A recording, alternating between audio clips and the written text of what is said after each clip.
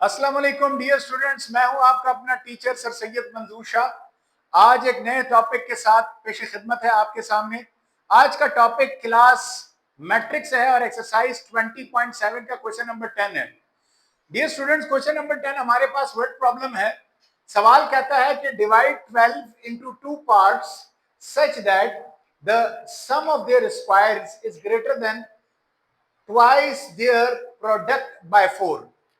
कहता है कि दो नंबर्स को 12 को दो पार्ट्स में तकसीम करो।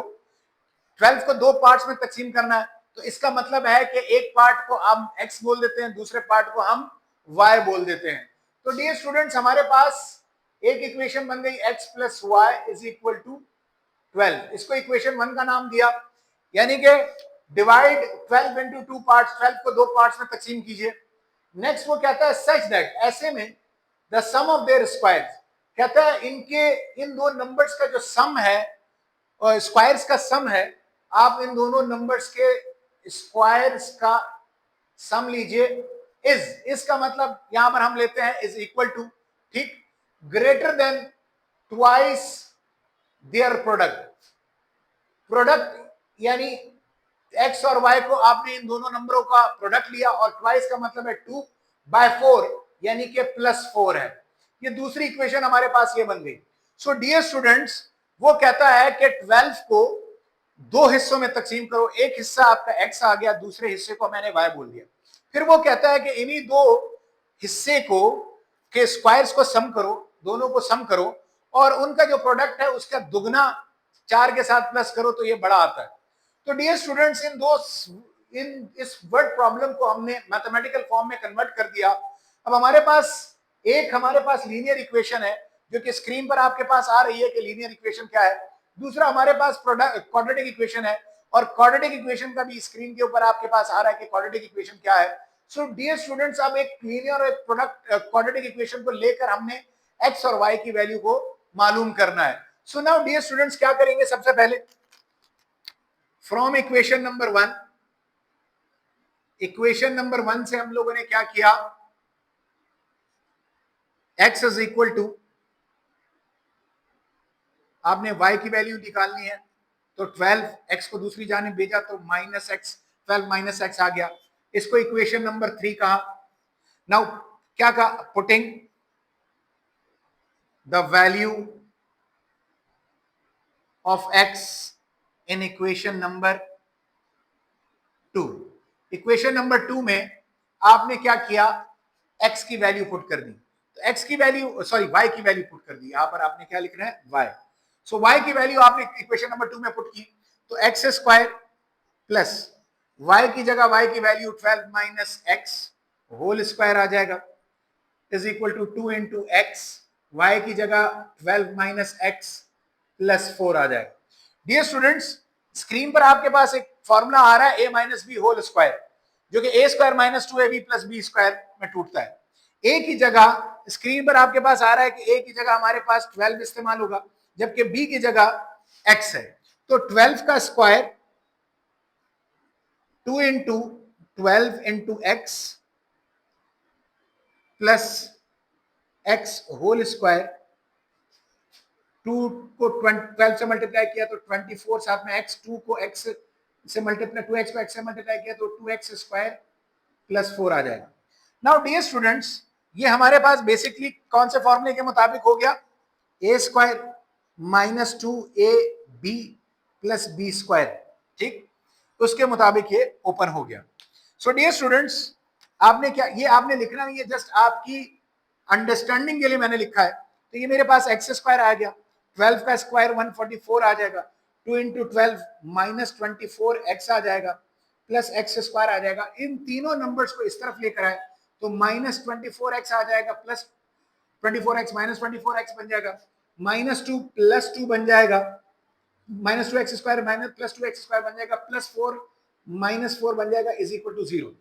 Now dear students, x square 1 कितना बन गया, 2x स्क्वायर और साथ में 2x स्क्वायर, तो क्या बन जाएगा, 4x स्क्वायर बन जाएगा। उसके बाद minus 24x minus 24x minus 48x बन जाएगा, 1 प्लस 144 माइनस 144 प्लस 140 आ जाएगा is equal to 0। Now dear students, इस इक्वेशन में 4 एज अ कॉमन 4 यहां पर भी है, 4 इस टेबल 48 भी 4 के टेबल में आता है और 140 भी 4 के टेबल में आता है। तो हम क्या करेंगे, हम 4 को कॉमन ले लेंगे। क्या ले लेंगे? 4 को कॉमन ले लेंगे। तो जब मैंने 4 को कॉमन लिया तो अंदर एक्स स्क्वायर बच जाएगा, 4 12 सा 48 आता है तो 12x बच जाएगा, और 4 35 सा 140 आता है तो हमारे पास क्या बच गया? 35 बच गया। अब 4 यहां पे मल्टीप्लाई हो रहा है इस ब्रैकेट के साथ, अगले स्टेप में 0 के नीचे क्या हो जाएगा? डिवाइड हो जाएगा। Now dear students, quadratic equation है। क्वाड्रेटिक इक्वेशन को जैसे कि आपको पता है कि हल करने के 4 मेथड है, स्क्रीन पर आ रहे हैं। पहला मेथड फॉर्मूला, दूसरा मेथड मिडिल टर्म ब्रेक, तीसरा मेथड कंप्लीटिंग स्क्वायर और चौथा मेथड क्वाड्रेटिक फॉर्मूला। यहां पर हम जो सेकंड मेथड है मिडिल टर्म ब्रेक, उसको हम अप्लाई करेंगे। तो मिडिल टर्म में क्या करते हैं कि हम 1 को 35 से मल्टीप्लाई करेंगे तो क्या आंसर आएगा? 35।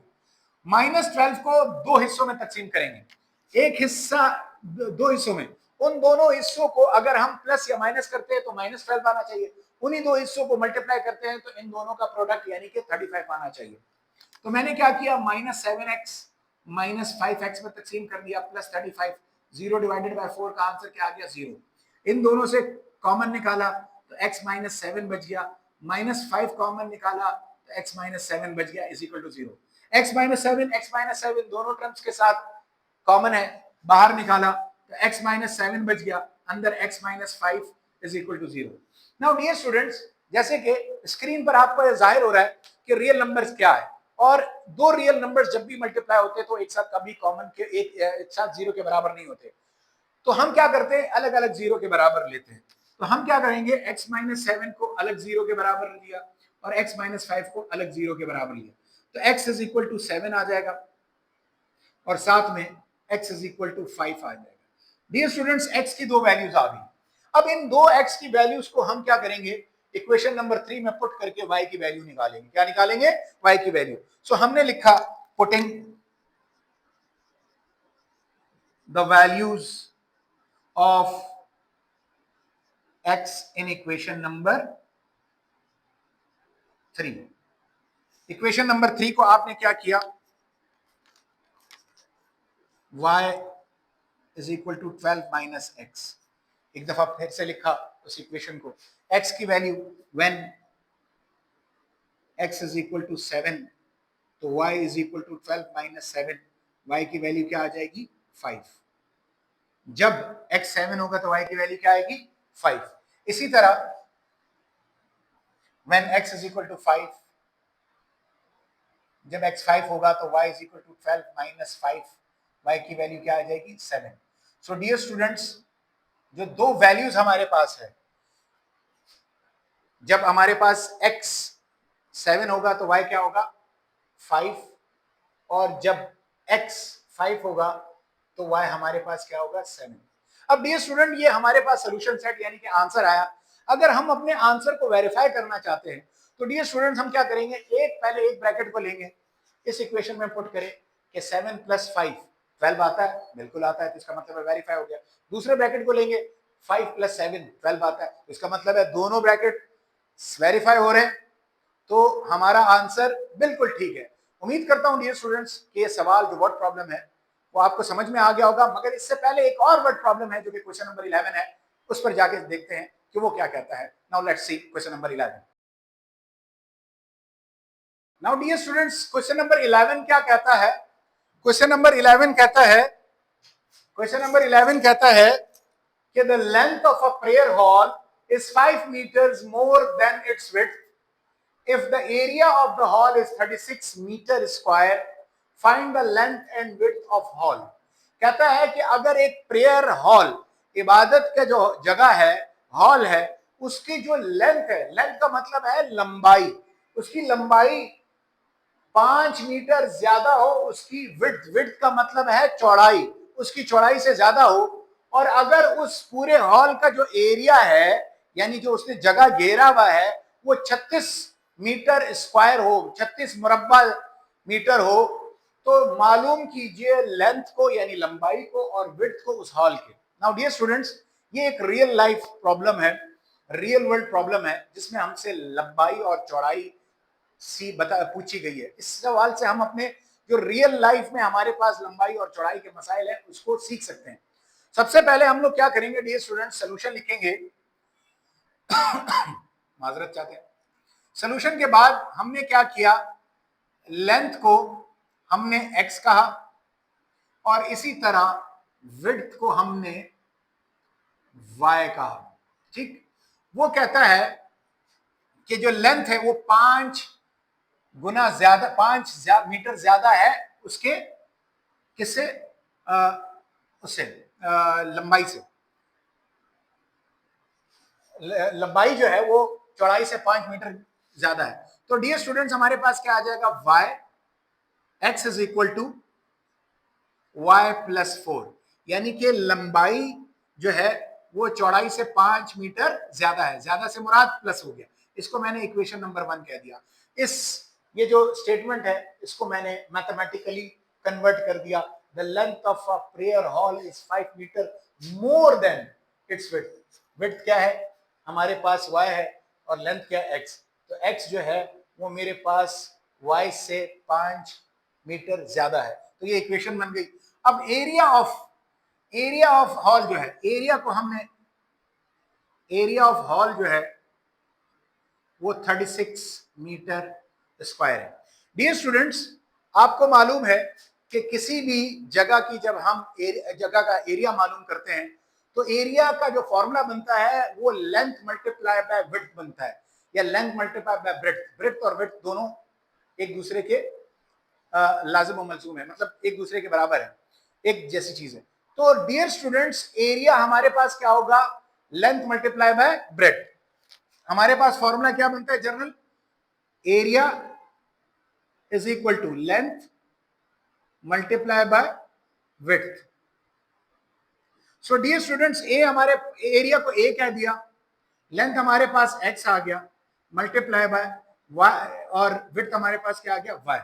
सो डियर स्टूडेंट्स, a की जगह हम 36, ठीक 36 आएगा, और साथ में x की जगह x की value y plus 5 into y को मल्टीप्लाई कीजिए तो y स्क्वायर आ जाएगा, 5y आ जाएगा, प्लस 36 को दूसरी जानिब लीजिए तो dear students y square plus 5y minus 36 is equal to 0।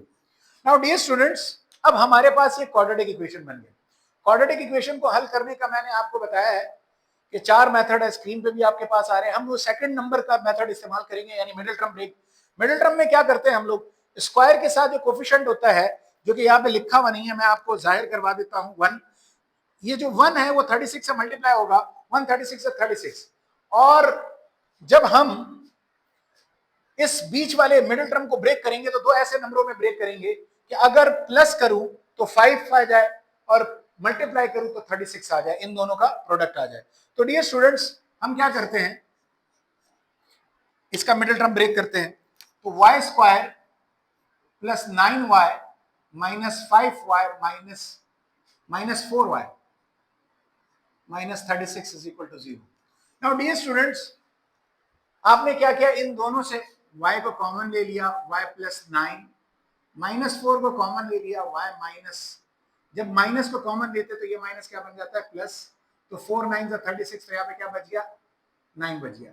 दोनों टर्म्स के साथ y प्लस 9 है, तो बाहर निकालिए y प्लस 9 को, अंदर क्या बच जाएगा, y minus 4 is equal to 0। Now dear students, ये दोनों ब्रैकेट दो रियल नंबर्स को जाहिर कर रहे हैं।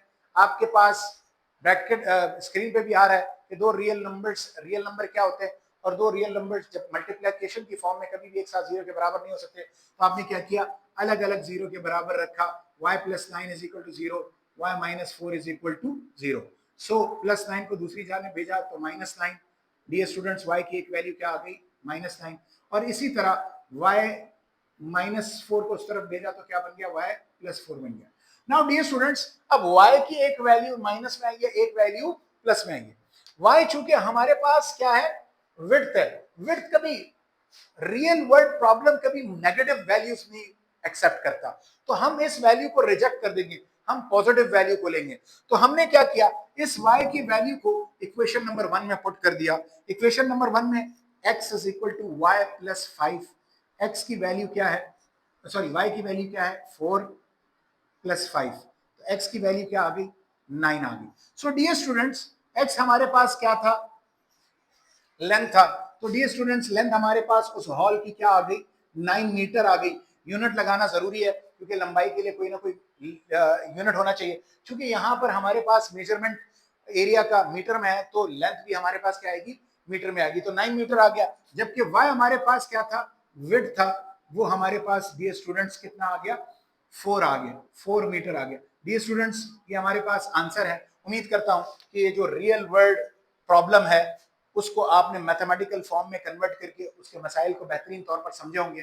उम्मीद करता हूं कि इस किस्म के मजीद सवालात अगर आपको मुश्किल आ रही है तो आप हमारे चैनल को विजिट करेंगे, हमारे चैनल की वीडियोस देखेंगे, हमारे चैनल को लाइक कीजिए, सब्सक्राइब कीजिए और बेल के आइकन को दबाना मत भूलिएगा। अस्सलाम वालेकुम व रहमतुल्लाहि व बरकातहू।